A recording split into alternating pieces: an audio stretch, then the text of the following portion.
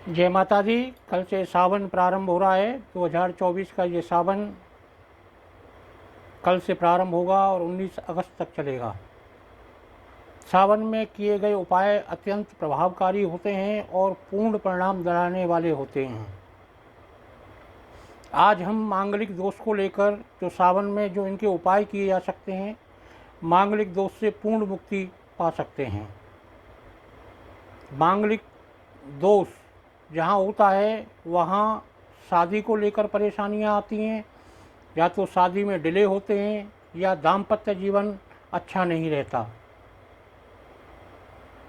उनके लिए आज हम बात करेंगे और उनके उपायों को बताएंगे जो सावन के महीने में ही किए जा सकते हैं। जैसा हमने पहले बताया कि मांगलिक लगन कुंडली के हिसाब से हो सकता है, चंद्र कुंडली के हिसाब से हो सकता है, या नवमांस कुंडली के हिसाब से हो सकता है, या दो या तीनों में भी हो सकता है। मांगलिक दोष लगन से प्रथम, चतुर्थ, सप्तम, अष्टम और द्वादश भावों में मंगल की स्थिति मांगलिक दोष को दर्शाती है।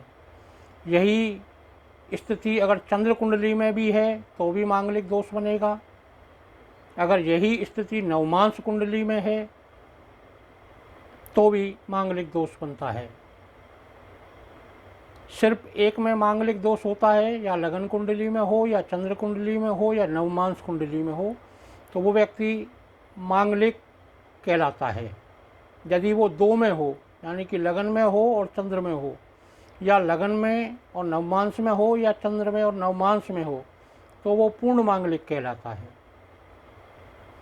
और तीनों में ही अगर वो मांगलिक है, यानी कि लगन, चंद्र कुंडली और नवमांस, तो वह परिपूर्ण मांगलिक कहलाता है। सावन के महीने में इनके लिए जो उपाय किए जाएंगे वो अत्यंत प्रभावशाली होते हैं और शीघ्र परिणाम देने वाले होते हैं, और आजीवन मांगलिक दोष से मुक्ति प्राप्त होती है, और वहीं दाम्पत्य जीवन सुधरता है। मंगल दोष का प्रभाव सबसे ज़्यादा जब होता है जब एक मांगलिक आदमी गैर मांगलिक के साथ शादी करता है, तो इसके दुष्प्रभाव ज़्यादा दिखाई देते हैं।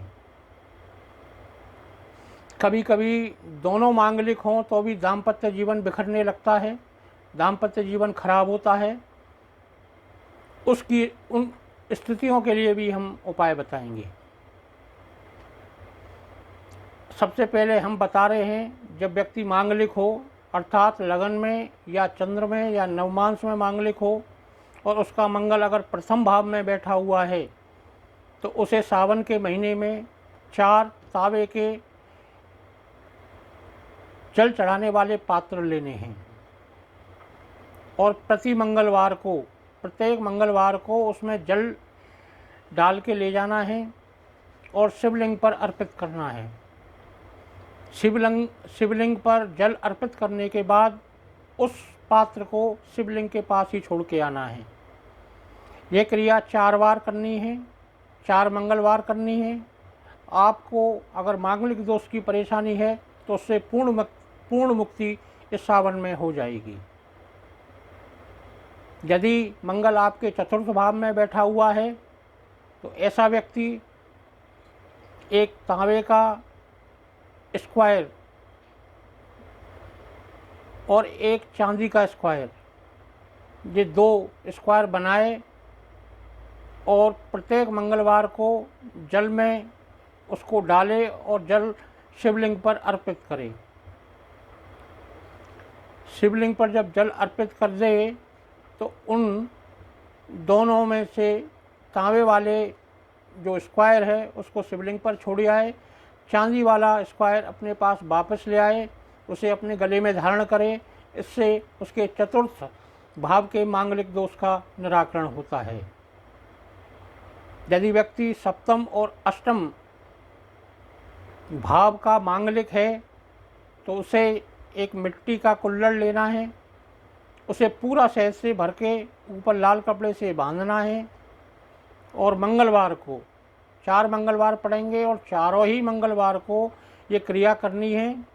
लाल कपड़े से बांधने के बाद सूर्य उदय से लेकर सूर्यास्त के बीच में कभी भी उसे मिट्टी में दबाना है।